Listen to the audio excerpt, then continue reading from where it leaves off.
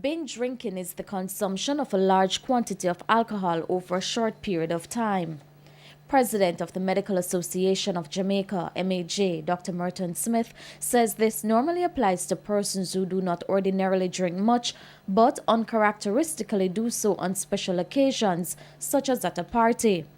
Dr. Smith says young people are the ones who mainly practice binge drinking. We do find that people who go to different parties find a way to get alcohol and they do binge drink because they can't drink normally because they're so well supervised, many of them.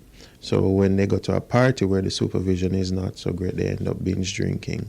Binge drinking is not only dangerous, it can even be deadly, lead to liver failure in some instances. Binge drinking can result in erosion of the lining of the stomach, causing what we call gastrointestinal bleeding.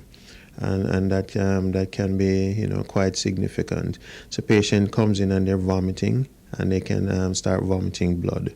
And obviously the implications of that the loss of blood could put patients into shock and can result in them ending up being in the hospital.